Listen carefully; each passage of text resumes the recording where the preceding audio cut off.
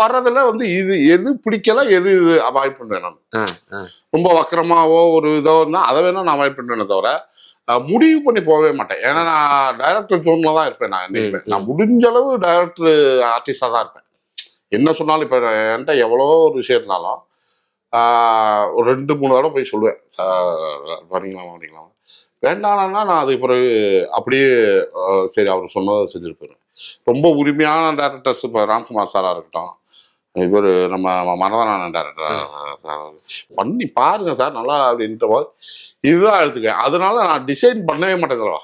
ஏன்னா அவங்கள நம்மளை பார்த்து தான் எழுதுறாங்க கூப்பிடுறாங்க அப்படின்னு முடிவு பண்றப்ப இதுல நடிக்கலாமா, இந்த இது நமக்கு ஏத்ததா இருக்கா அப்படின்றத மட்டும்தான் நான் முடிவு பண்ணுவேன். சரி கொஞ்சம் வரசமா இருக்கு சார், இது நடிகன்னு எல்லாமே நடிக்கணும் தான், எனக்கு இதுல உடன்பாடு இல்லை அப்படின்ற போது மட்டும்தான் நான் மட்டும்தான் ஒதுக்குவேன். மற்ற இல்லாட்டி நம்ம டேட் பிரச்சனை அது ஆஸ்யூஷுவலா நடக்கிறதா. டேட் பிரச்சனை வந்தா அது ஒண்ணும் பண்ண முடியாது. ஆனா நீங்க சொல்றீங்களா உள்ளாந்து நான் பார்த்து நமக்கு இதெல்லாம் ஒத்து அந்த அளவுக்கு நம்ம கிடையாது. மேக்சிமம் நம்ம டைரக்டர் நடிகரா மேக்சிமம் இருக்க நான் ட்ரை பண்ணிட்டே இருப்பேன்.